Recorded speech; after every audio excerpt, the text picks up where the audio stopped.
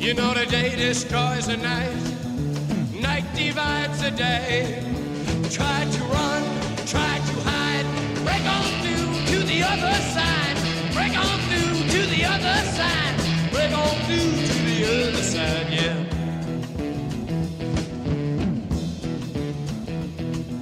We chased our pleasures here, dug our treasures there, but can you still recall the time we cried? Break on through to the other side, break on through to the other side. In his new book, Seekers, Meetings with Remarkable Musicians and Other Artists, legendary Doors percussionist John Densmore takes on largish subjects like space, time, sound, silence, identity, eternity, and infinity. He reflects on 24 artists he knows or has known, most of them musicians. There's only one paragraph of rock and roll gossip, a comic account of one of Jim Morrison's sexual escapades, in the whole book, but it's a sensual, hypnotic read. Here's our conversation with John Densmore. Hey, Ann, thanks so much. I've got a lot of helium rising up in my skull now. Great, great. How about if you start by reading some of what you wrote about Elvin Jones, the jazz drummer you credit with having more artistic influence on you than anyone else? Okay, I'd be glad to. Now, I did an audiobook as well, and I read it, and I also played some percussion under the reading. So imagine that under this. I might put my finger in some of it. Let's see. Yeah, I remember that. It was really good. We were going to try to grab some audio from that, but audiobooks are kind of a new thing, and the permissions are still complicated. Yeah, well, we got the permissions sorted out today. So I'm going to read this. But if you want to stick in that later, that'd be great, because then you'd have the music under. I'll see if I can do that. But the last time I spoke to your publicist, he still didn't think it was a go. So why don't you just hit it? Okay. Chapter 4, Elvin Jones, The Edge. On the outskirts, you can see the whole. When I was a teenage drummer, I stumbled on John Coltrane's records and sensed something magical. I was too young to understand what attracted me, but I knew that the constant searching in Elvin Jones's drumming put me in a trance. Jones used rhythm to access eternity. First and foremost for drummers, or any musician for that matter, is having a strong sense of time. That's my finger playing the time. Being able to feel the internal steady tempo. Without it, they won't be able to get into that hypnotic state of timelessness. If you can't feel the tempo, flashy technique isn't going to save you. The jazz giant Thelonious Monk emphasized the point perfectly when he wrote down a list of 10 of the most important things a musician needs to be good. First on that list was a good sense of time, especially if you're not the drummer. That's really a smart comment. Monk knew that a sax player can solo like crazy, but that it wouldn't work without the inner metronome. If you don't have it, the feeling would be like lying on a gurney in the hospital and seeing your EKG digital readout fluctuating up and down when it's all supposed to be steady. Elvin Jones, my mentor, my main man, broke on through to the other side on May 18, 2004, but he laid it down on drums so heavy, so strong, that his pulse will be felt for centuries. Elvin Jones, the polyrhythmic jazz machine and the motor behind the train, crossed the tracks. He blazed a new path for all the rest of us timekeepers. He was the first to really free up the job of clockwork, improvising continually, but never sacrificing a strong sense of pulse. For drummers, the steady tempo is everything. No matter what you're playing rhythmically, if the pulse isn't implied, no one is going to care or be moved. Native Americans say that the powwow drum used in their dances is a steady, singular rhythm because it's the heartbeat of Mother Earth. We drummers all know that our mother's heartbeat was the first instrument we heard. If your rhythmic pulse falters in the least, the ensemble you're playing with would fear that their mother's heartbeat just stopped and they were still inside the womb, paren song.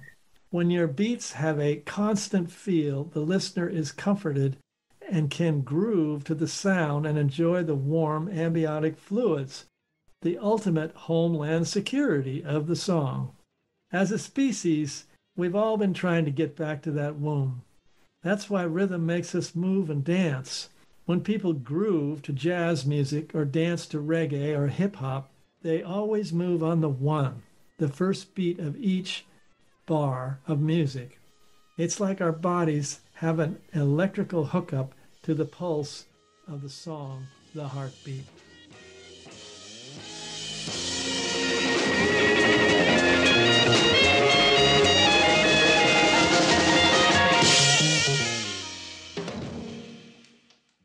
So there's a taste. What's interesting, Anne, is I got this concept in mind, a tip of the hat to these musicians who fed me. And I wrote a few chapters. And then I thought, well, I should write one on my mother, because she encouraged me to play drums and play piano. And that was very helpful. Then later, just a few weeks ago, actually, and I put that chapter first because, have your mom first. Why not? Then I liked it. First few weeks ago, I realized, wait a minute. Later in the Elvin Jones chapter, I wrote about the first beat that all of us hear is in the womb. Oh, well, that's why my mom's first. I was in her womb. So she starts the book. Yeah, I love the first chapter. Your mom was a painter. And I loved what you said about how your family, your parents let you bang on your drum kit in the living room at home. Yeah, tolerated that. Could you talk some more about your relationship with Elvin Jones, how that evolved, how you made your way into hear him play a jazz club, even though you were underage, then studied his technique all your life and finally met him, got him to sign all your Elvin Jones gear? Yeah, sure. Well, I stumbled onto John Coltrane records when I was a teenager. Then I got my fake ID in Tijuana and went to Shelley's Manhole in Hollywood. And it said I was 21 and I was actually 17. And they looked at it and knew it was fake and let me in anyway. And so I hung out with Coltrane and Elvin. I mean, I didn't speak to them. I was so intimidated. But I went backstage. The bathroom was right near the stage. And so I'd go back there all the time, not necessarily needing to go to the bathroom, just hanging around in the bathroom because behind that wall was my mentors. So I didn't know that they were going to be giant icons, but I knew there was magic. I got a good intuition for musical magic. And so I was very fortunate to be around that. And then later I saw Elvin at Royce Hall, UCLA. And then after Coltrane passed, I saw Elvin again and had the courage to bring my first autobiography, Riders on the Storm, to him.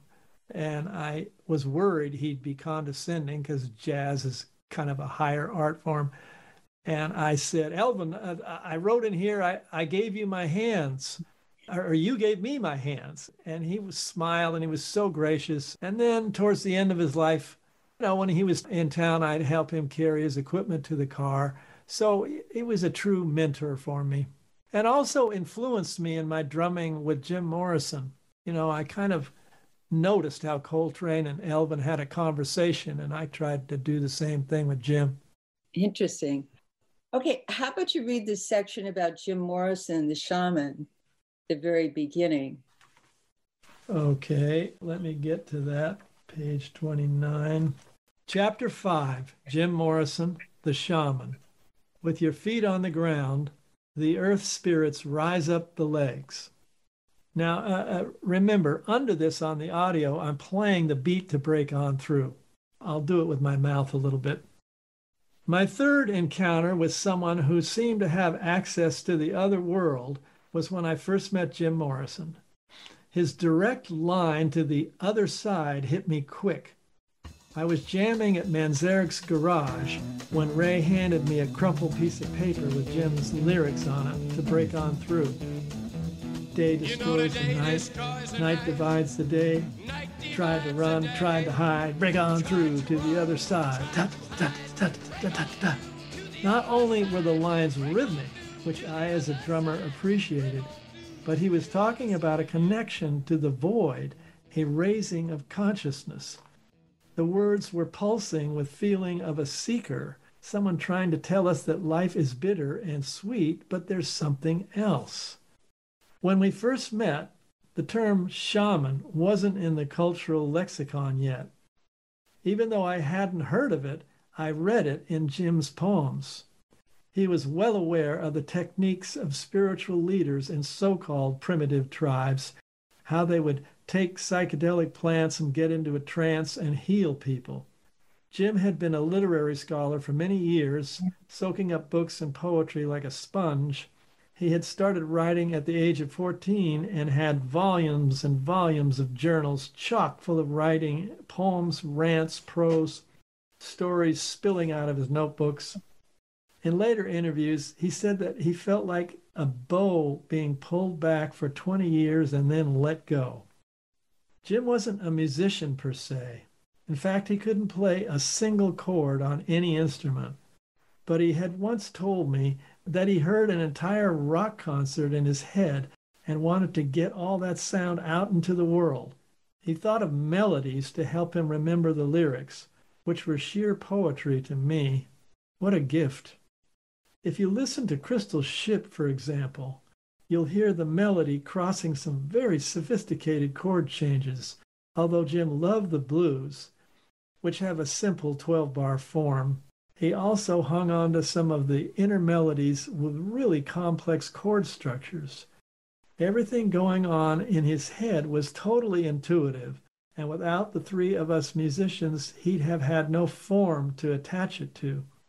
He could write the quintessential Roadhouse blues and then the much more complicated When the Music's Over and still keep going.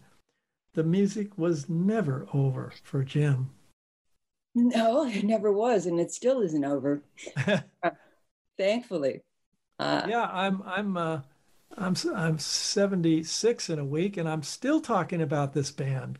Well, so are a lot of people, including a lot of younger people. Just to make sure I understand this, I want to ask, you're saying that Jim Morrison, with no instrumental, vocal, or other musical training of any kind, heard melodies in his head to go with the words that came to him first. Is that what you're saying? That's correct. Yeah, speaking of young people, maybe each generation gets on to us because Jim's helping them cut the umbilical cord. Father, I want to, mother. All right. Yeah, I love that story about how you got kicked out of the Whiskey A Go-Go. Yeah, I'm thinking of Crystal Ship. I can't, now you'll know I'm the drummer, not the singer. Before you slip into unconscious. It's real sophisticated. Unconsciousness, I'd like to have another kiss, another flashing chance at bliss, another kiss, another kiss.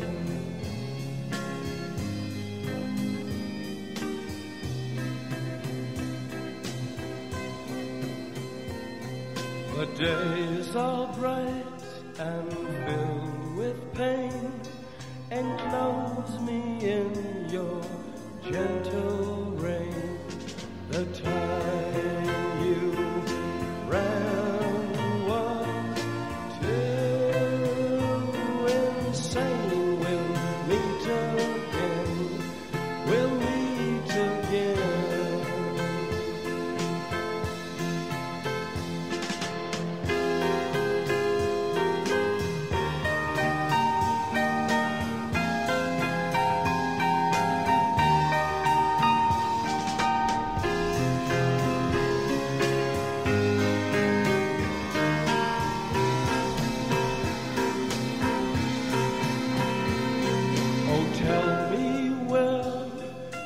Freedom lies, the streets are fields that never die.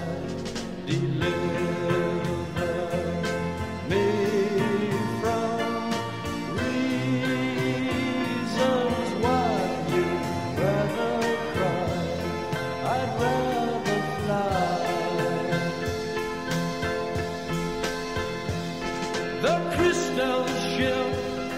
is being filled.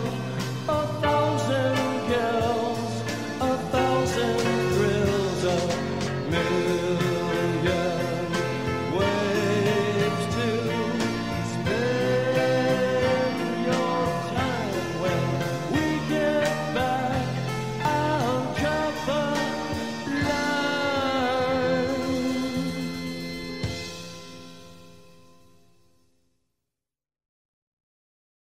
It was all in his head.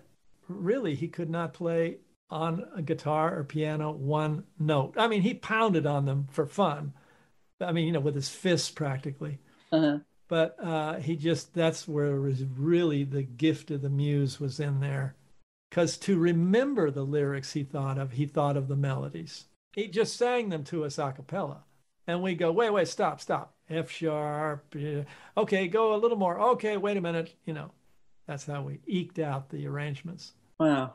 It sounds a lot like Bob Dylan, even though Dylan is an instrumentalist. In an early interview, he said that words came to him first, then music. And both were very influenced by Rimbaud and the other symbolist poets who reacted to naturalism and realism and instead used symbol and metaphor to invoke archetypes. You're right. Dylan had the words, but he could play a few chords on guitar, so he could himself figure out the melody and chord structure. Jim, all of us are come from this sort of long line of the Beats, Kerouac and Allen Ginsberg and William Burroughs and all those cats. And then on the shoulder of the Beats is the hippies. That's us. Mm-hmm. And then the next group is the punks, Patti Smith, and they're kind of on the shoulders of the hippies. And then after that is the grunge, which is kind of on the shoulders of the punks. So that's how it goes. You get fed by these artists and do your own thing.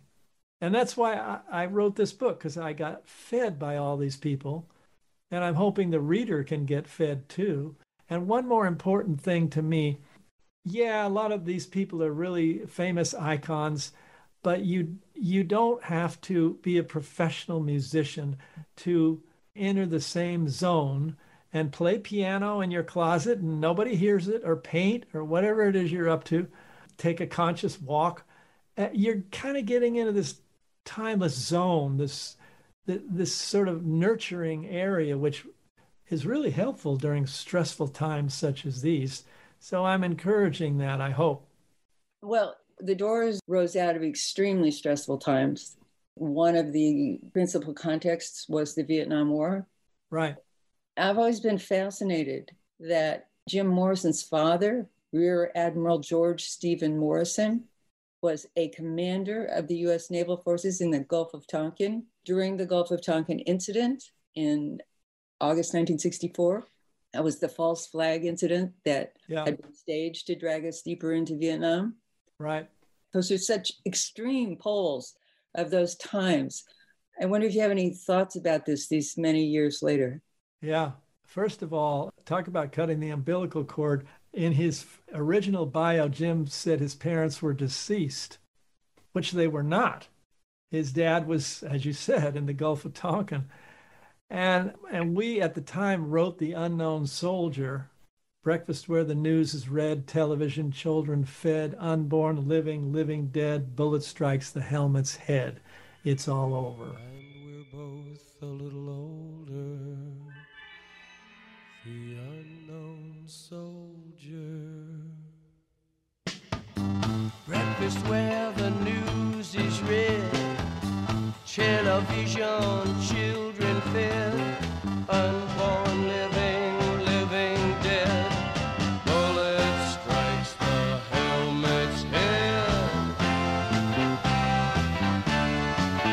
And it's all over for the unknown soldier. It's all over for the unknown soldier. For the unknown soldier. So I want to kind of make a parallel between that period and now. because we are really polarized into red states and blue states. And I said to a friend of mine recently, I'm going to get a little political here. Well, Agent Orange, which is Spike Lee's name for Trump, at least he's not going to be able to start a war. He's only got another month. And my friend said he already has a civil war. And I went, oh my God, right. Oh, but the great thing about such horrendous stuff is that the people came out and stopped the Vietnam War. I don't think that's realized enough. And the people have come out with Black Lives Matter and forced change. And this is where we got to go. There's the parallel. That was my soapbox. No, I'm glad you got on your soapbox. This is Pacifica Radio. We want you to talk about War and Peace. Yeah. And one striking difference between that time and now is that there was so much energy in the anti-war movement then. Right now, the U.S. is at war in 7 countries. A study came out on September 8th from Brown University that said the U.S. has created 37 million refugees in its wars since 9/11. They said we'd killed 800,000. I'm sure that's an underestimate. And that these wars had cost $6.4 trillion. Well, I mean, in this book, I know I have a paragraph about, people have said this before, but I'm saying it again. Why don't we have a minister of peace? Well, I think Dennis Kucinich suggested it. Why don't we study Gandhi and Martin Luther King? Maybe we'll head that way. You've got to have a dream to head towards. Yeah, but now there's a lot of energy in the anti-racist movement, in Black Lives Matter. Well, that's what's so exciting, that, I'm old enough to remember the Watts riots here in Los Angeles. Yeah. And nothing happened. And then the 92 uprising, because nothing happened, and the 92 uprising happened. And then there was some money, I think it got embezzled or something, and so therefore nothing happened. This time, wow, worldwide, young and old are out on the streets with the Black Lives Matter. Wow, I feel something's going to happen. There's going to be some more better steps. Well, I keep hoping that it will somehow translate into more energy in the anti-war movement, because so far, nothing like the energy that's gone into Black Lives Matter has gone into the anti-war movement. There was sort of a resurgence when Trump was threatening to go to war with Iran, but that's faded for now. Put it this way, many years ago, someone gave me a peace sign made out of beads to wear around my neck. And I've been wearing it again recently. I stopped wearing it many years ago because, unfortunately, every culture does this. They co-opt things. And so seeing the peace sign on everything kind of took the energy out of it, because during the Vietnam War, the peace sign, we meant it and we really cared about it. And I don't know, it feels right again now with the Black Lives Matter protests. I've seen people have that on signs as well as BLM. I noticed that when suddenly we started seeing peace symbols at Black Lives Matter protests. That was really an interesting moment. Now my neighbor's dog is barking. Do you hear that? Okay, well, it's Pacifica Radio. Yeah, what the hell? The media was so much different then. You could see the most horrifying footage from Vietnam. You don't see that now. And it's easy not to even know how many wars the U.S. is engaged in. Well, the one thing that the people in power learned from the Vietnam War was to not show the bodies coming back. Yeah, well, and now with the drone wars, we don't have to see the bodies coming back. We haven't seen them since the Iraq War. Yeah. Nor do we see the kinds of images we did during the Vietnam War. Yeah. What do you think about the way that the music that young people are listening to now, particularly hip hop and rap, what do you think about the way that it relates to social movements? Well, when hip hop first came up, I didn't understand it. Being a drummer, well, they're using drum machines. And then I got a little educated and realized it's people that have no money. That's why they're using drum machines, and they're doing raps on top, and very political raps, and they're really important and conscious. And then it got a little overly sexist and, manipulative. But I think hip hop, I don't know the stuff as well as I know books now, I'm more into Uh-huh. that world. But I think it's a very important thing that's going on. Yeah, I wrote a piece a couple of weeks ago about how hip hop emerged from a truce that was negotiated in the South Bronx between warring gangs. Ah, let me say that I was so naive about hip hop. Okay. Jay-Z asked for a sample of Doors song 5 to 1 Uh-huh. way back. And I Uh-huh. went, no, it's all about bitches and hoes and whatever. Then he wrote me a letter saying, no, we're fighting the power just like you did in the 60s. And it was great to get educated about that. Do you have any further stories about interactions with musicians in genres that succeeded the Doors? Like there's a great recording of Soul Kitchen that I think Oh, was produced by Ray Manzarek. oh yeah. X was a punk group, and they did Soul Kitchen. And actually, we did a tribute to Ray. Ray passed a few years ago, and we did a concert, and X played that song, Soul Kitchen.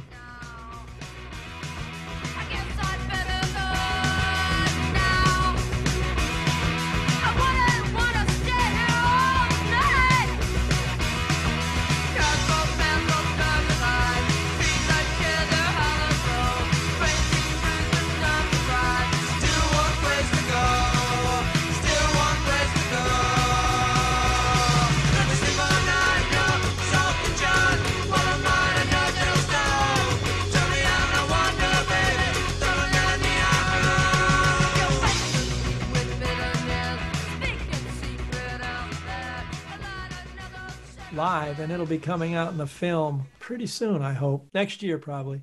What's your favorite movie about the Doors? Well, Oliver Stone's movie is about an artist who's torn between self-destruction and creativity, which is Jim. And Val Kilmer was incredible. But I'm pleased that there was also a documentary called When You're Strange that Johnny Depp narrated that has more of the 60s and more of the time in it. So you both of those together are pretty good bookends. Oh, I love When You're Strange. I want to recommend that to anyone who's listening. You can see When You're Strange for free online. You know what's interesting about that is that we had footage of Jim with a beard. At a screening at Sundance, some critic ran out after the first few minutes, and the director ran out and said, "What's your problem?" He said, "You cast an actor playing Jim." It's Jim. So check that movie out. It's Jim with the beard in the car and in the. When You're Strange. Yeah, wasn't that footage from a film that you had started to make, that the Doors had started to make? Yeah, and so it turned out that footage became sort of the narrator throughout the movie. Like Jim is searching for something in the desert. Well, he's searching for the heart of the band. So we're real pleased with that. But it's very out there. So I guess some people it's too abstract, but so what? No. I wouldn't call that doc abstract at all. It's a doc with historic context, but it's not abstract. It's well worth seeing for all the wild concert footage alone. But the concert footage and the history are beautifully interwoven. I've probably seen that doc a dozen times. That's how fanatical I am about the Doors and that doc. Listeners, if you search for, quote, When You're Strange, unquote, and, quote, full movie, unquote, you can find it for free online. And getting back to the music, I remember you talking more about the jazz influence on the Doors in that doc. Yeah, well, we were influenced by jazz. We weren't as technically proficient, but the chapter on Ray, I titled Improvisation because we jammed on old jazz tunes before we wrote our own. And jazz musicians are kind of seekers. They're spiritual because their improvisation is so open and free. We're not that open and free in rock and roll, but we lean towards that. And I like that spirit. If I remember correctly, you wrote in the book about how you and Ray Manzarek bonded at a meditation class talking about jazz. That's correct. It's kind of interesting. Here we are in the mid 60s with no internet. There's no connection worldwide web. And the Doors and the Beatles are simultaneously experimenting with then legal psychedelics. We were just kind of like street scientists. And when the culture went on to hard drugs, cocaine and heroin, we were like, oh my God, terrible. Of course, Jim got taken out by the legal one, alcohol. But simultaneously, across the globe, those psychedelic experiments led the Doors and the Beatles to Maharishi and meditation, which led us to the whole Indian culture and Ravi Shankar. I do a chapter in this book on Ravi, and that seeped into Beatles music. It seeped into Doors music. So the archetypal undercurrents, Jungian synchronicity, it's in there. Yeah, I was just rereading some of that this morning, and there was a point where you quoted a guru who said it was okay if drugs brought you into a search for enlightenment, but then you had to leave them behind. Yeah, that was Pete Townsend's guru who took a vow of silence. And so he wrote on his chalkboard, if drugs led you to me, great, now close the door.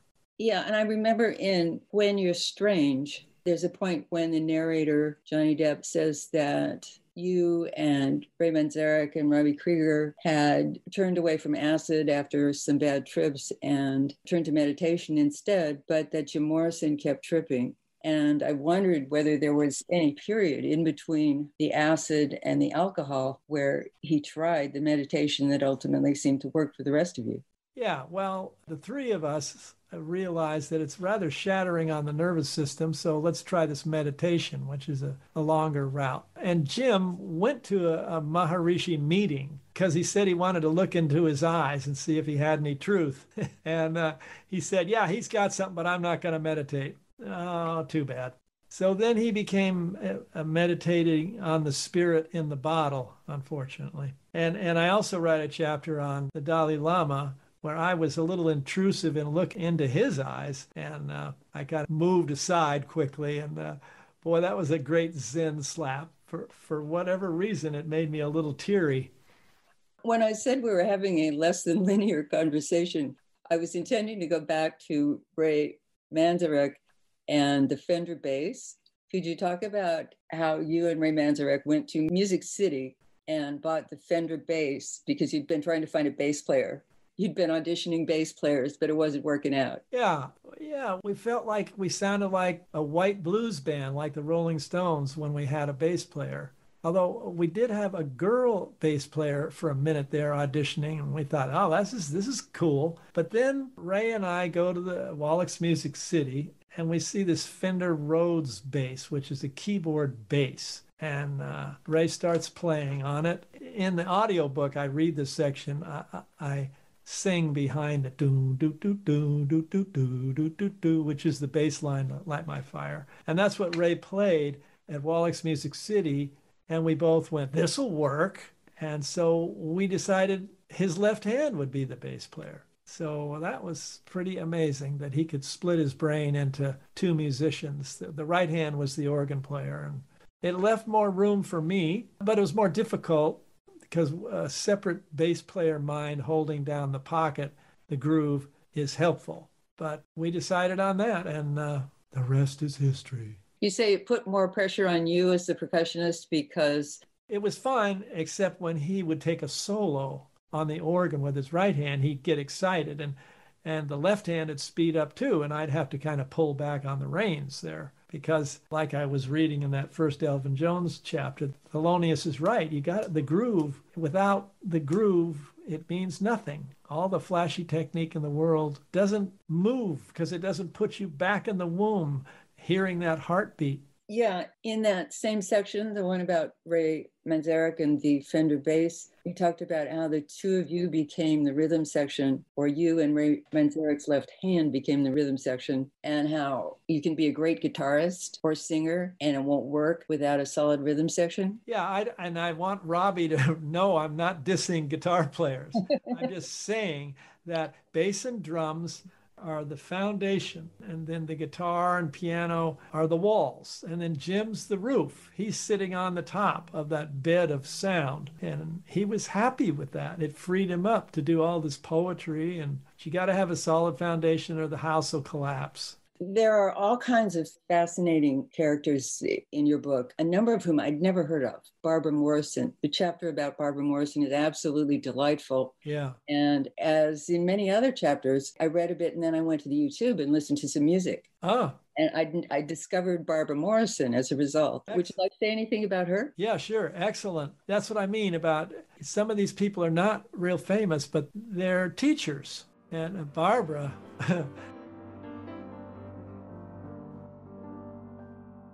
Been breaking rocks on the chain gang, breaking rocks and serving my time. Been breaking rocks on the chain gang, 'cause I've been convicted of crime. Hold it steady right there while I hit it. Said I reckon that ought to get it. I've been working, and I still got so very long to go. I left the grocery man there bleeding, left him right there down on the floor.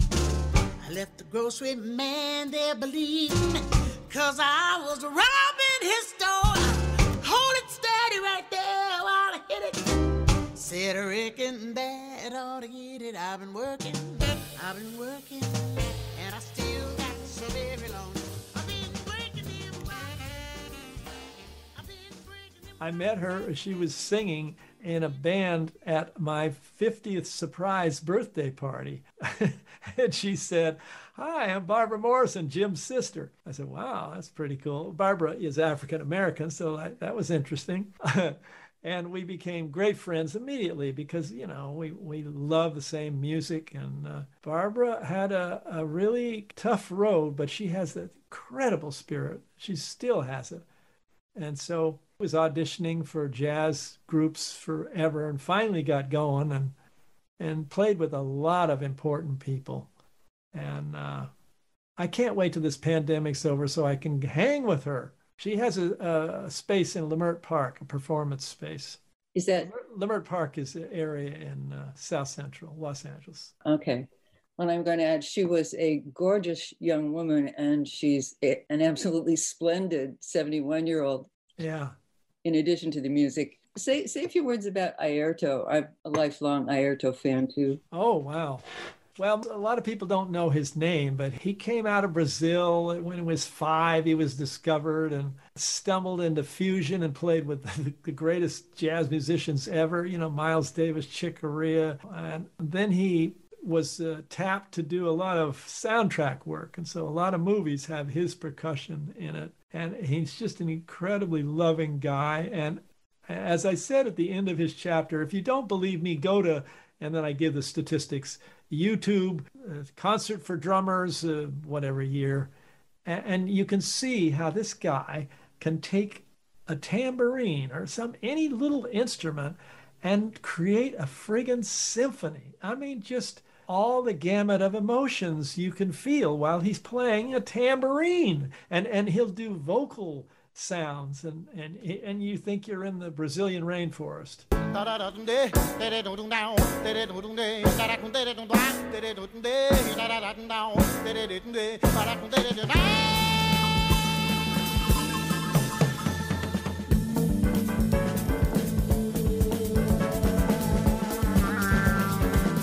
So much love for another teacher. And didn't you say that Downbeat magazine named him the best percussionist for 20-some years? Actually, because of Airto, they made the category of percussionists. They used to have just drummers, and then they made percussion.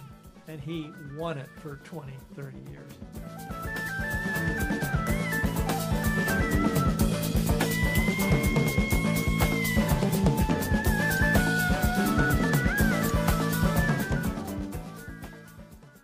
Tell us something of what you said about Patti Smith. Oh, boy. What is she channeling? She can do anything. I mean, she jumpstarts the entire punk movement, and then she gets into writing, and she always was into poetry. She's in that lineage of the Beats, and she writes a national bestseller. Well, that's inspiring to me, a budding writer, that's for sure. So, I mean, she's just extremely gifted, really humble, and not afraid to be herself. I start the chapter with her at a performance with her son, and they drop all the pages of the songs they're going to do. And one would think how unprofessional. And it was charming. They just sort of picked it up and dealt with it. She sang Hard Rain's Gonna Fall for Dylan when he won the Nobel Prize for Literature, and screwed up the song and just stopped and said, I'm sorry, I'm just really nervous. Can we start again? I mean, it's just so open. You cannot love her for that. It reminded me of a video I love in which she's doing a tremendous version of Because the Night.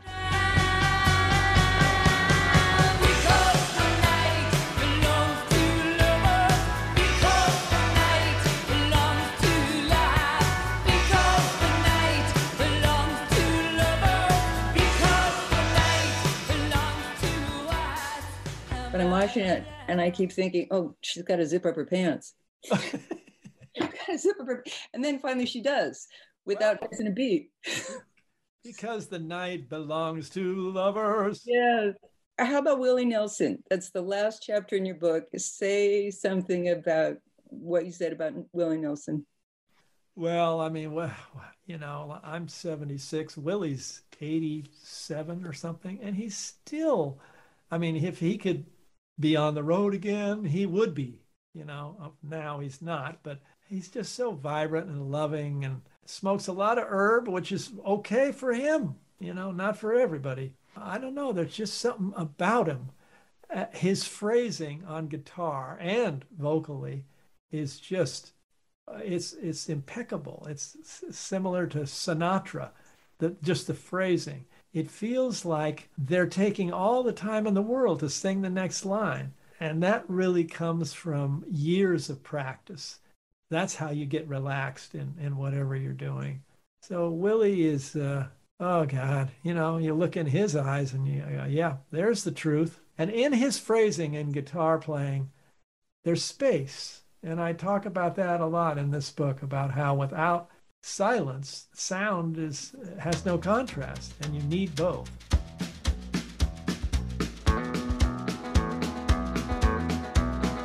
On the road again, just can't wait to get on the road again. The life I love is making music with my friends, and I can't wait to get on the road again. Gustavo Dudamel is the new Wonder King conductor of the LA Philharmonic, and he even had a piece that was supposed to start quiet, and he told the orchestra that he would conduct for 4 or 8 bars and don't play. And so the audience will be straining to hear. They won't know if they're hearing anything or not. And then the music comes in. I mean, that's really smart about the balance between space and sound. As I said at the beginning, your book is about largish subjects like space and time, sound and silence, identity, eternity, and infinity. That's what makes it so good. Well, I'm thinking about dark matter is bigger than matter. And out of the darkness came the first sound. I mean, in the beginning was the word. Well, that's a sound. That's a vibration. We're all connected, and it's all various vibrations, and they affect you. That's why music can be so healing, because it's direct. You're not looking at a painting. You're just kind of feeling it in your body. Yeah, I saw a video on your Facebook page, which seemed to have been made some weeks or months into the pandemic, where you were walking along playing a drum, and you said it was for those on the front lines, and then you opened your shirt, which said, "We're all connected." Well, that was back when it first started, and at 7 p.m., I guess East Coast time, everybody was applauding out their windows for the frontline people. Uh-huh. So I just walked in my neighborhood and played my drum, and it felt good, And that's the gift of this horrible pandemic. It's just tragic, but it also, no one can escape this now. And so we are all connected. There's some real racial and class divides. Yeah. That need more than Biden's urging towards unity. Well, we really got to somehow talk to each other, I agree totally. Totally. The politics have become tribal. They're not really about issues anymore. They're about my gang versus yours in the way that we identify. Yeah. I want to ask one last question. You talked to a number of people whom you've known who've passed on, broken on through to the other side. And then you say that you're not like your mother, who would maybe talk about how she was going to meet all these people up in heaven and it's going to be just like old times. But you have another energetic idea about what this means. Do you talk about that? Well, I talk about how I'm missing feeling Ray deeper and Jim, and I kind of am talking to them in a way, and people will think I'm just like pipe dreaming for meeting them in heaven in the big band in the sky. I don't like organized religion, worries me. You know, fighting wars for the G word, my God is better than yours. That's why I stay away from organized religion. But I do believe there's an energy, because if you read in the Joseph Campbell chapter, he studied all the world's great religions, and all of them have similarities. And this was once again before the internet. Why is that? Well, because there's something on the other side. And I just like to call it the mystery. So I believe in the mystery. I'm going to put on my mask now that Chris Novoselic, the bass player in Nirvana, made me a mask. So that's what I'm doing. Thanks, Ann. Yeah. And it was fun, the interview. Thank you. Oh, thank you. It was fun for me, too. Thanks a million. All right. Bye-bye.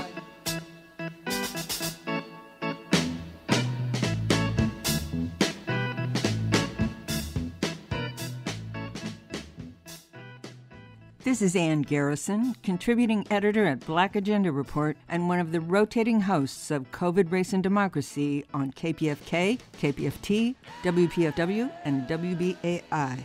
The last 4 years have been a bleep show, and we're still stuck in all the shooting wars our so-called leaders started after 9/11. Meanwhile, the oligarchs tighten their grip at home and abroad. To find our way out of this, or at least duck and cover, we need Pacifica. So please throw us a few bucks to stay on the air at pacifica.org. That's pacifica.org.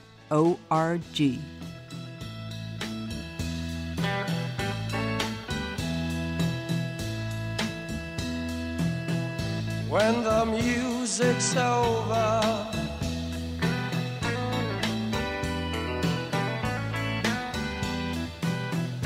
when the music's over here,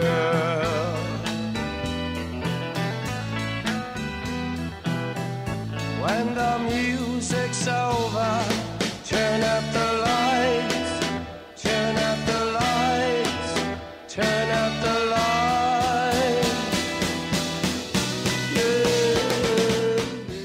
Yeah, this is John Densmore, and I'm 76, and I've been supporting Pacifica Radio for about 50 years. It's the voice of the people, as Patti Smith sang, power to the people, and without it, we would be lost, and we need to stay connected more than ever. So please, step up for this station. Thanks so much.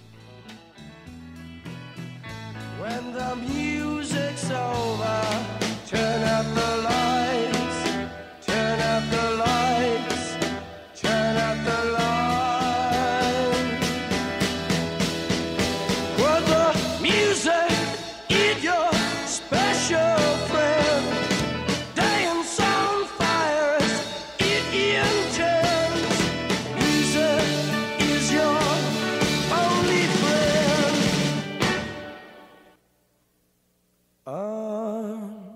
Until